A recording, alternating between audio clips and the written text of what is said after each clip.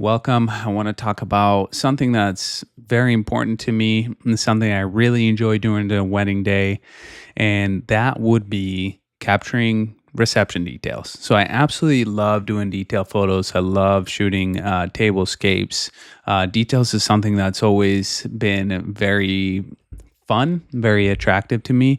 The reason being is that I love the symmetry of it. I love the meditative aspect of it. I think that when I'm photographing details, I just kind of am able to shut everything out and get into the zone where I can just, focus on capturing what's in front of me, on being creative about it. How can I make these shots more interesting? How can I add more depth? How can I capture things that all of the vendors are going to enjoy? Not only my couples, but also the vendors are going to enjoy to a point where they're going to want to share it, and it's going to boost my marketing and exposure on social media, on websites, and all of that. So I think that's a huge aspect of marketing. It's a great marketing tool because, as I said, if you get beautiful, gorgeous photos of these weddings and the florals and the rentals and all of that, every vendor that provided those objects are going to want to feature that work. And when they feature that work, it means more eyes on your photos, which means when couples are searching for photographers or just for vendors in general, they come across your photos, and that's more eyeballs on your photos, the more leads you'll get. So let's dive into my approach to photographing details and reception details. I always start with a wide establishing shot. What I believe is a huge part of wedding photography is telling the story, and your gallery should give a really good idea of what the place was like, what the day was like for somebody that wasn't physically there. So when they're looking at the gallery, they can get an understanding for the layout, the way that things were set up, what it would have been like to be there in person. So getting establishing shots is something that will come from film for you to understand. When you're watching a movie, you'll notice one of the first things they'll do is they'll get a wide shot of the room where the action is taking place, and then little by little get close-ups and change up the angles and all of that. But now you at least get an understanding of what the room is like and what the place where the actions and the scenarios taking place in. So that's why a nice wide establishing shot is where I always start. I always start wide, and then I go in tighter and tighter, picking up little elements. So first we get an overall arching shot here, as you see. For this one, I went with a little bit of an angle rather than straight on, just to add depth and a little more dimension to what was happening here to feature both canopies. Then, as I said, going a little bit closer now, picking apart, focusing a little bit on the drapes and as well as the greenery that was dangling from the top. And then even closer yet to get some more of that greenery so you can get a better understanding for what the greenery was exactly and what it looked like draping from the canopies.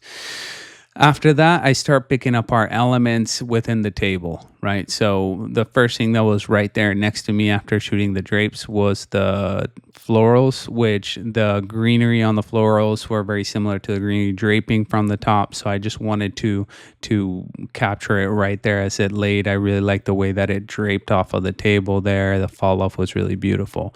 And then another thing that stood out to me was the lamps, the wicker lamps, and I went ahead and got an overall shot of those, which as we go through here, you'll see them being featured from different angles so you can get different perspectives of what it looked like. Here we go. Here's another one of the wicker lamp, singling one out, adding a little bit of depth to show all of them in a row, but just from a different angle, gives it a different feel. You have a little bit of a drape here in the foreground, which makes it more dynamic and exciting. I've had many planners ask me, do you have the photos of the wicker lamps set up in this scenario? I have a future bride that wants to rent those out, and then they see it and they're like, I really like the photos, who shot that? And that's how you end up connecting with potential couples. After I got those details that just kind of stood out to me right away and I wanted to get, I start to pick apart place settings. So I'll walk around the table and I'll find one that I think has the most elements together. So in this case, you had the candles, you have lots of flowers, you have the glassware, the menus, the cutlery, the chair, everything. And I start with wider and come in tighter just to pick apart those elements. So first here, obviously the focus is going to be mainly on the menu and the plate, but keeping the chair in the foreground. I love the back of this chair. The wood material was really beautiful. So adding it to the foreground gives it a little more depth, drawing your eyes closer to that menu. And then same thing in the background, having the chairs as well as the flowers. Then we pick apart the glassware. I normally, if there's different pieces, I will get a shot of each one in focus. But I'm gonna show you just for the sake of this video, I'll show you just one. Here featuring this one right here in the front with the other ones in the foreground, framing it in a way that looks nice. You'll notice one of my things that I always recommend to people is don't be afraid to explore your angles. However, I do think that a nice approach for tablescape photos is a 45-degree angle to the table is always a nice approach, and then kind of working side to side or straight on. But on that 45-degree angle is always nice to feature things and have things in the foreground and background. And then as I get closer to pick up our elements within the table itself, I think lowering the 45 and getting down more to table height really singles out. Also, depending on what's in the background. So in this case, if I went table height, the background would have been a little more blown out up top, which would have just given me more of a white empty space in the top, and it would have, I think, taken away from the depth and beauty of the bottom of this frame here. So I kept a little slighter bit of an angle, but not quite a 45, just lower, not quite table height, just a little bit of an angle, enough that I still have some of the florals and stuff in the background to add that definition and give you an idea for where on the table the glassware was. Moving on to the candles, this one, same thing. I didn't want to go table height, which normally I would if there's more stuff in the background that would add separation from the object. But in this case, once again, it would have been sky. The exposure difference between these objects and the outside of the little canopy coverage was enough that when you expose for the candles, the sky would have been way overexposed and white. So we kept it at this bit of higher off of the table angle right there, which maybe, what is it, like a 20 something degree angle? I'm not a geometry person, but just slightly up so that I would get some of the ground and the bar in the background over there. That adds a little more separation between the flowers and that full background. But still, as I said, focusing on the things that I wanted to pick apart, and that's featuring the candles. Now, as I'm walking around getting tables, I'll explore other angles that might look nice. I like things that are kind of, as you notice here, 45-degree angle onto the table to show the depth. So you kind of see the line of the whole table. You see that there's flowers all the way through. You see all the place settings.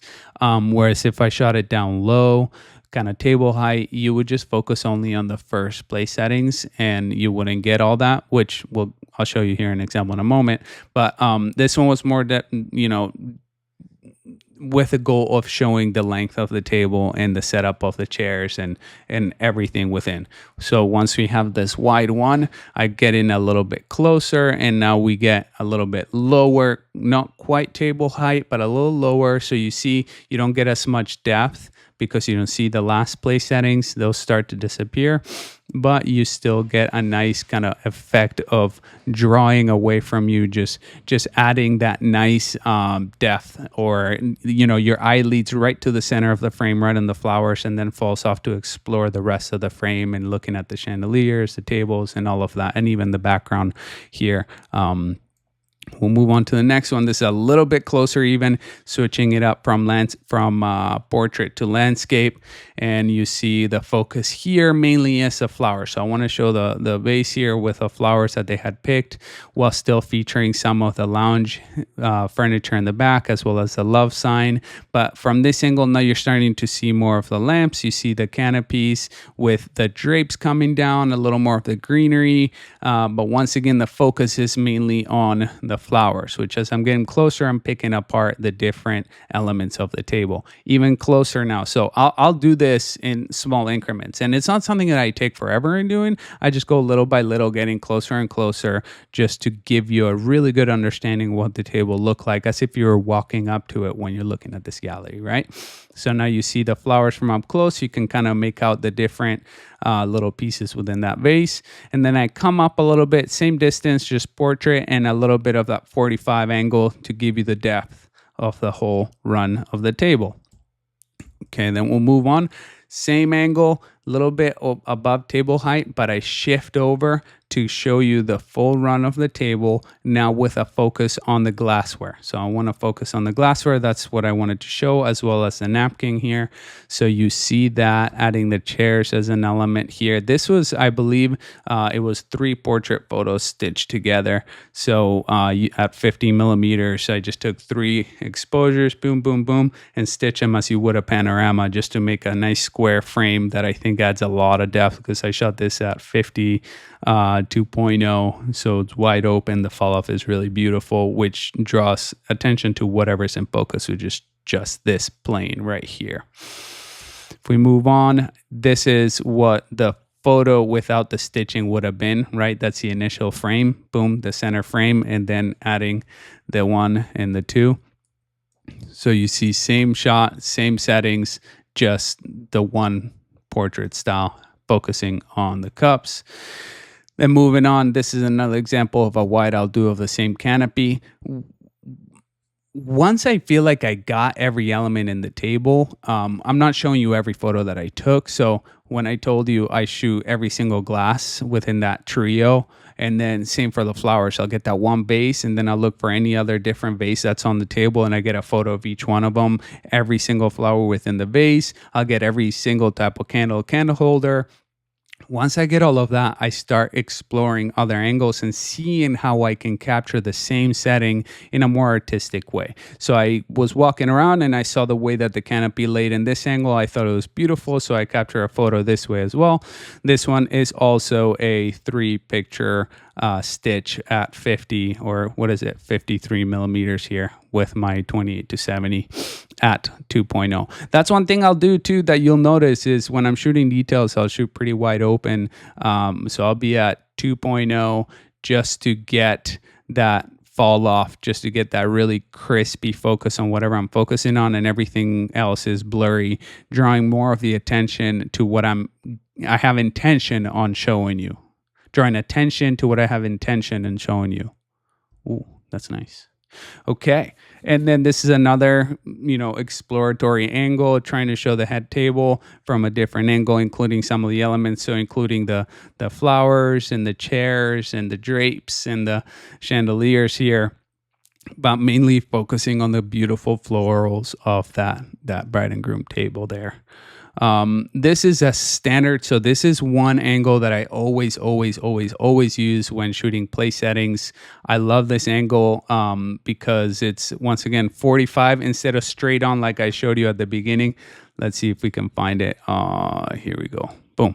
So instead of this one right here, this is a 45 straight on. This is a 45 off to the side. Obviously a little more pulled back, but I like the 45 a little bit to the side, 45, because it adds a little bit of a line, that line of the table moving away from you kind of draws you down the line of details. So here, focusing on the place settings on the menu, you get to see everything kind of in that plane of focus. And I backed up a little bit to show more of the chair because I thought these were gorgeous chairs. So I actually backed up so we could include a little more of that.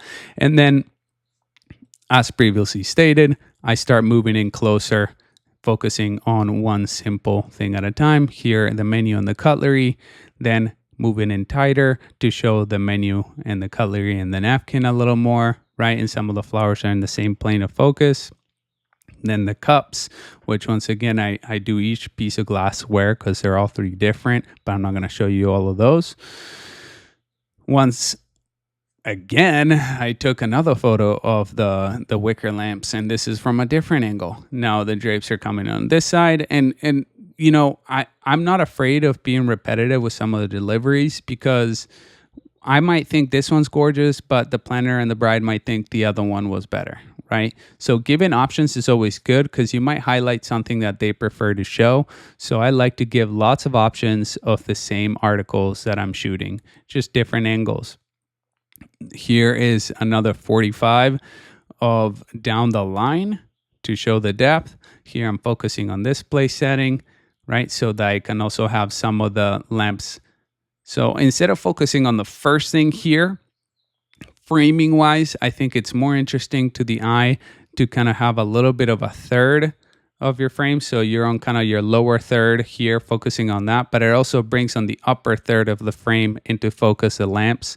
So you have this plane of focus right here and everything else falling off. That gives it dynamic, that gives it depth, that brings just your eye right to the sharp part of this picture. Now, I've gotten everything that I wanted, all the must-haves of the table, all the details. I start to play around a little more. Here, I figured getting a photo with the greenery that was draping from the canopy out of focus. So to give it a little more depth and give it a little more interesting of a feel, or just what it would be like to walk up to the table and look at the place settings with that greenery in the way. That's why I took this one right here. And they always end up being really interesting shots and some of my favorites. These are the ones that if I have a little more time before I have to go do couples photos or cocktail hour photos and my assistants are already capturing that and I'm not needed elsewhere, I'll take some time to step back, slow down, walk around and kind of see how I can get a few more interesting pictures into the mix. This standard straight on 45 up close.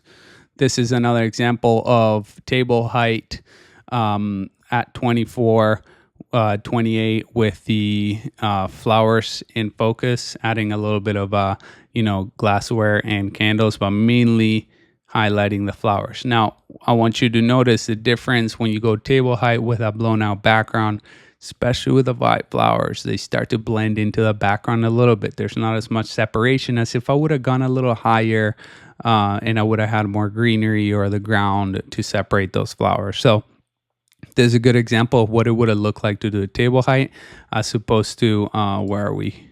Let's see here, where we're going a little bit higher, right, with a bar in the back, as opposed to doing the flowers straight on like that with more sky in the back. But I still thought it was beautiful.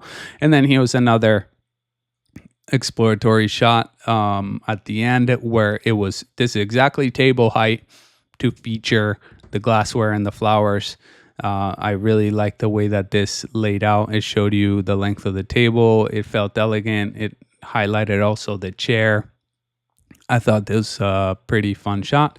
So, I included it as well. There's a lot more detailed photos that I have, and all of these things happen really fast. It's not something that I'm taking, I took all of the reception tablescape photos within probably 15 minutes, 10 minutes. It's something that just happens really fast, but all of these thoughts and processes are happening in my mind as I'm doing it. So it's not something I'm taking forever. I can get it done really quick. I don't even need 10 to 15. I could do it quicker.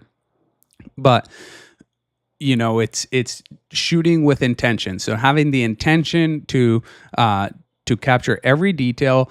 And one thing I hear a lot is people get overwhelmed when doing these types of photos because it feels like there's just so much to capture. Well, give yourself structure. So within that structure, you have the freedom to create art. So have a process. Start wide. As I said, get a nice establishing shot. Then once you got the whole thing, start picking apart elements. Each table, boom, boom, boom. Then move closer from one table. Pick one table and start moving closer and closer. Okay, you got 2 chairs with the 2 settings. Now get 1 chair with 1 setting. Now get just a place. Now just a menu. Just have a system that you can move through quickly and coherently, and it'll take away that overwhelming feeling of there's just so much, I don't know where to start. Well, start wide and then systematically pick it apart to highlight each little thing in the whole table, which Your couples will thank you for it. Your coordinators, your stylists, your florists, your rental companies, all of them. They'll thank you for it because then they're going to have lots of photos that they're going to love. They're going to be featuring everywhere and more eyeballs on your work. So, get as many details as you can throughout the day. Always keep an eye open for little things that might slip by, but these are things that your couples have put a lot of time and effort into planning and picking. So make sure you capture them, make sure you highlight them, and you deliver them. Don't skimp out. Have fun. I hope this was helpful. I'll be doing some more of these. If there's any specific aspects of reception details or just detailed tablescape photos that you'd like me to talk about, let me know. But highly recommend whatever lens you're on, just shoot it wide open. And especially on those close-ups, if you're further away, you can have it a little bit higher aperture to get everything focused. But when you're really picking apart the elements of the table one by one, I recommend a nice wide open aperture. I like it as low as I can to really add separation and bring focus to what you're trying to highlight. Hope this was helpful. Have fun, get out there, shoot, and create. Let's get it.